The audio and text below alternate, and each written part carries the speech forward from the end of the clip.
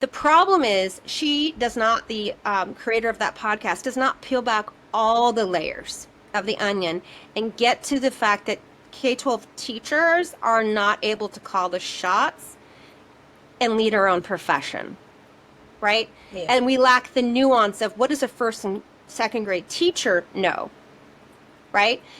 Versus what does a fourth and fifth grade teacher, like there's nuance to what we do. We're not just like, oh, multiple subjects, single subject. Like when you work in one grade for a number of years, you become an expert in that specific developmental stage and the specific skills that you are teaching. And that appreciation of our nuance, of our craft and our art is lost on our leaders entirely. So the reason behind why is complicated, and I unpack it at length in the reading instruction Well, that's episodes. just a preview of things to come. It's a preview, right? So I'm talking about how I got started. Yeah, which sorry. is I Okay. no, it's okay. The reading mess, but in my podcast, I have there's like 10 messes: teacher pay mess, reading mess, teacher preparation mess, teacher autonomy mess, the canned curriculum mess. Big textbook is clearing billions of dollars and clearly failing at their job when our kids can't read, teacher health mess. And all of these messes are special education mess. All of these messes are unpacked from a teacher's perspective. All of them. And I bring on teachers from across the country to come in and tell us what they know, to speak truth to power. Because the people who are at the K-12 subcommittee in Congress don't know. Politicians and local school boards don't know. Our superintendents taught maybe for 5 years, a bazillion years ago. So yeah. But you were saying, so there's not a national board, but there is a subcommittee in Congress Yes. dedicated for K through 12 education. What is it? All of it? Yeah, there is a larger education and workforce committee, and Okay. then there is a subcommittee that is headed by Republican Congressman from Sacramento, Kevin Kiley. I think he's a freshman representative. He's much younger than me. I looked him up. No diss on you, Representative Kiley, but you have no experience in education. You're a lawyer. And nobody, and it's not just him, it's the entire system. Like, nobody who is in governance of K-12 is humble enough to say, gosh, maybe we should have current veteran teachers calling these shots. So the petition that is on the K-12confidential.com website is an appeal to Congress using a constitutionally enshrined right of the American people to seek redress from Congress. So as I said, Congress set up our profession in the 1830s. We are asking them to establish a national K-12 governance board for K-12 teachers. I'm not saying we disband school boards. I'm not saying we disband the K-12 subcommittee or county, state, and federal oversight. What I am saying is, for the love of God, give us a seat at the table. Yeah. If you don't, we're going to keep doing horrifically wrong things and messing it up. Teachers are so embattled. Nobody listens to us. Nobody. So this whole thing is about getting all teachers together to unpack the messes as evidence for this K-12 governance board, right? So, anyways, back to how I got started. So I was like, okay, oh no, we are not teaching our kids how to read and nobody notices or cares. Dun, dun, dun, right? The other thing going on at the time was I had been asked by my mentor teacher at the time, hey, Trina, we want to start up student identity clubs. Is there anything you feel comfortable leading? And I was like, well, I guess I could do a feminist club. I used to run a domestic violence shelter, rape crisis hotline, and I could do that for sixth grade. Of course, I was thinking, oh, body image, Right. body positivity, right? Dating Like boundaries, puberty issues. puberty issues, girl confidence. But I started it in 2016. Ugh. So much more than I bargained for. Yeah. Because what happened in 2016? Me too. Yeah, the first Trump administration. When the Me Too movement broke, there were a bunch of little girls in popular culture, seeing in popular culture and social media, that a bunch of women were drawing attention to sexual abuse in the workplace, in collegiate life, and they were not jaded yet. Like, I don't know about you, but when I was an adolescent, I started getting sexually harassed and abused, and I looked around and noticed nobody cared. No. So I realized, oh, this is just something I have to put up with. Yeah. But these little girls, they didn't know that, and they saw the adults getting some attention, and so they expected the same for them. K-12 had no bandwidth for that, and so they went and reported to their teachers, their counselors, and got no justice or safety, no resolution. And so I all of a sudden started having this like network of kids being brought to me who had been enduring ongoing sexual abuse at school. And I was like, wait a minute, what are the laws that govern this space? Because when I go and I talk to my administrators, they just kind of all handle it in-house, hush, hush. So I found Title IX, which is 50-year-old federal law that was started by the first woman of color in Congress. She was representative from Hawaii, Patsy T. Mink. Such a badass woman. Has since passed away, but her legacy she left us is clear. We need schools named for Patsy T. Mink. She championed this legislation that actually passed a year before special education laws passed, and every school has special education systems in place, but nobody has no systems in place for Title IX. I found it and then realized, oh no. Nobody has heard of this. I didn't hear of it. When I went through my training, Title IX law requires we have comprehensive plans in place to prevent sexual harassment and abuse. Yeah, and mandated reporting to someone called a Title IX coordinator. Nobody knew who our Title IX coordinator was, and I was in a very progressive. Is there a Title IX program? Like, is that a real role that exists? That is that's a federally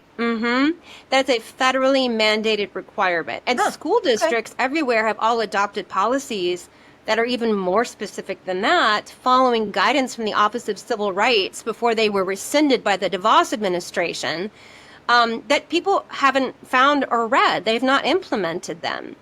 And then of course we also have something called in loco parentis in K-12. Which means we're supposed to be acting as any reasonable parent would to protect the kids. But in the collegiate setting, they have a modicum of implementation of this law. Why? Because survivor advocacy brought attention to the issue. Well, what do you expect for K-12? Because I will tell you, the kids have tried, but they are children. And then also, they graduate and move on. And so we can't require, and also speaking up against sexual harm is very traumatic.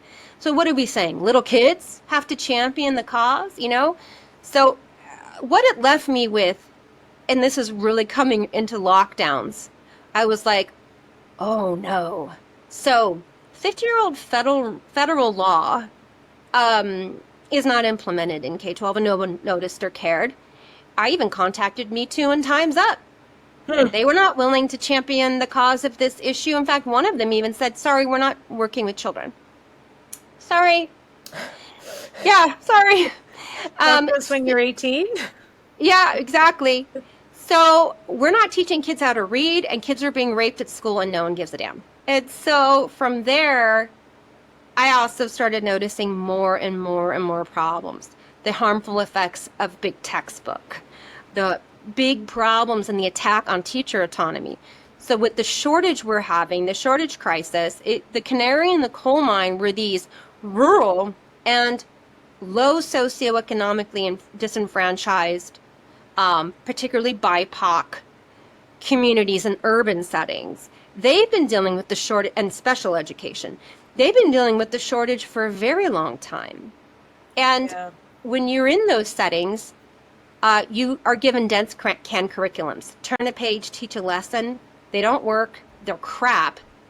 But districts have some bogus data that proves that they do, which they think can mitigate away the fact that you don't have veteran teachers. And because of the bizarre way in which we're paid, if you hire brand new teachers, and by the way, some districts and sites, that's how they save money. If you hire only brand new teachers, you save a ton of money because it takes us 20 something years to earn a complete salary, which is something we unpack also at length in the teacher pay mess episodes. So anyways, all of this, as I dug and dug and dug, just showed me, oh my God, the only way we're going to fix this and shore up the quality of K-12 education to keep us literate so that we can vote in our own best interest to protect our fragile and precious democracy is if K-12 teachers demand a national governing board.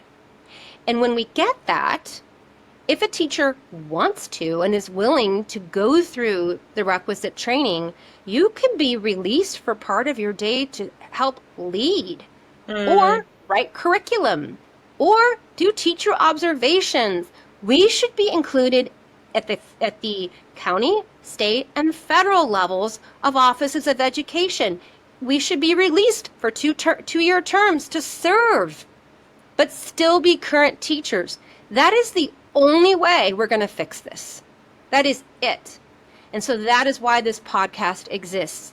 I'm not making any money. I'm paying for all of this out of my own pocket. All of the teachers who come on do so at great risk to their own selves. And I even do voice modification technology to protect their identities. Coming back from COVID, the situation is so much worse than it was before. It's not getting better.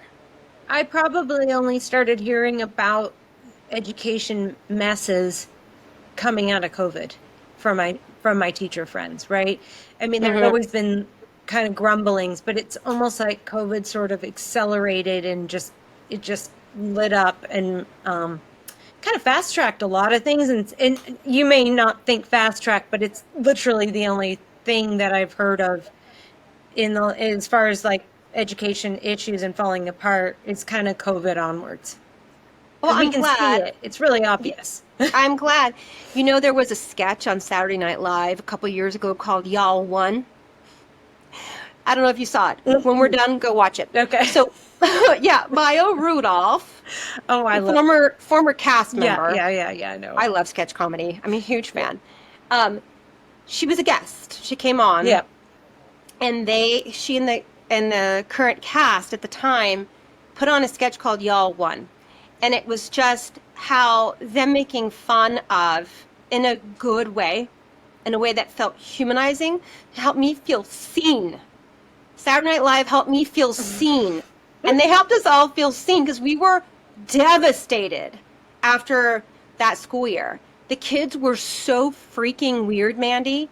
They came back bizarre with weird problems we'd never seen before. And the sketches, the teacher's like, y'all won. I give up. I give up. I give up. I give up. We watch Abbott Elementary like all teachers do.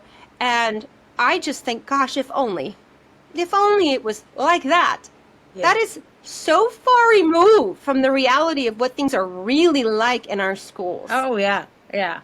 So you've got your petition, which I know we'll include a link for it in the description in this podcast. Yeah. And you're trying to get how many signatures?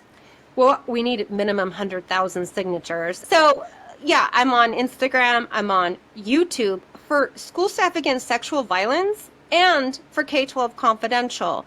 So I'm putting out content for both platforms. And by the way, this podcast, I've been working on it for years. I was recording audio only for years and not promoting it, still thinking about it, mulling it over, talking to experts. I have one expert in particular from higher ed who's coming up soon in the teacher shortage mess episodes.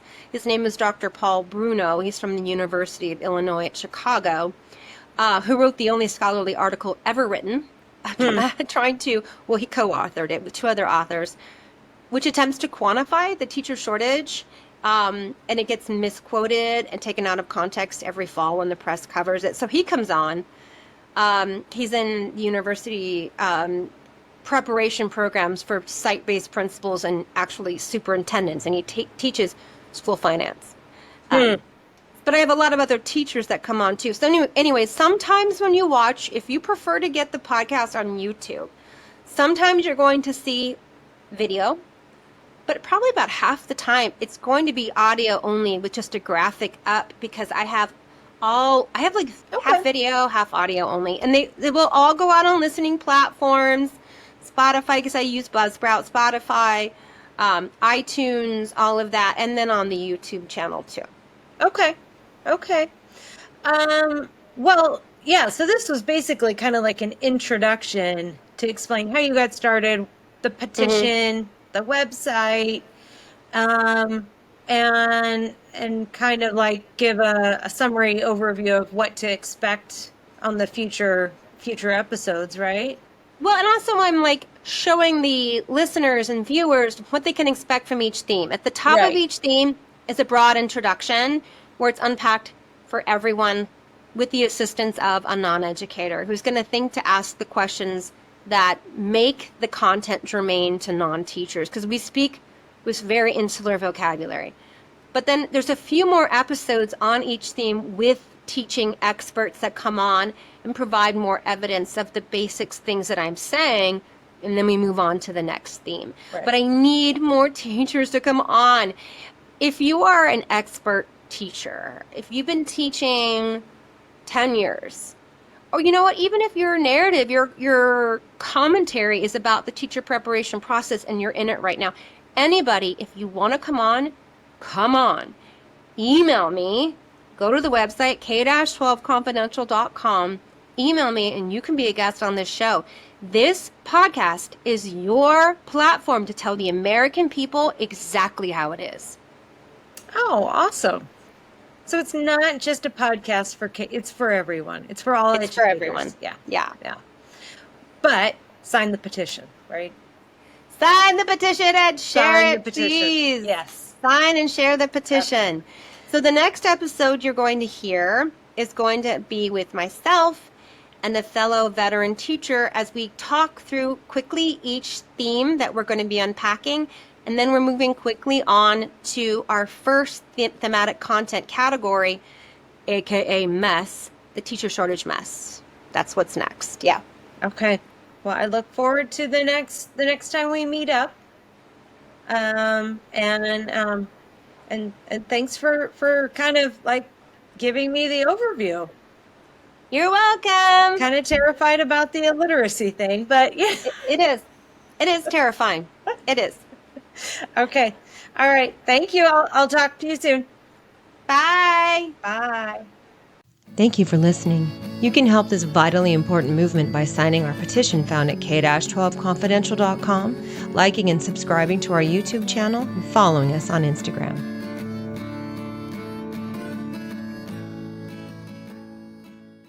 And that's like the stupid, ridiculous misnomer moniker right to work states. It just means they're not allowed to form unions. Yeah. Interesting. So anyways, when you have that situation, you have a failure of creativity, of passion, of wisdom at the highest levels, which is how you wind up with a 65% literacy rate. And no one's talking about it. Since then, it did get brought. Well, Yeah? okay. So just so I can understand this, like, are you saying that the 65% literacy rate is it's obviously been ongoing? You don't just get at 65%. We probably were higher maybe at some point, but then like, I'm not entirely how sure. do kids get through school? So 65% literacy rate is devastating, right? And the reasons why we have failed to teach our children how to read are complicated. Part of it is that teachers don't get to call the shots about reading instruction in America. That is the biggest thing. There are other things. and that is why we unpack it in the reading instruction mess. I don't want to get too far into Okay, the weeds. sorry. Yeah. No. You're asking excellent questions. And if you guys haven't, if you're very curious about reading instruction in America and you aren't a teacher, there's an excellent podcast called Sold a Story. An investigative journalist took this problem and unpacked it over many episodes to say, how could we get to this place where we aren't teaching our kids how to read and the teachers in America aren't drawing attention to it, and also no one else is noticing it?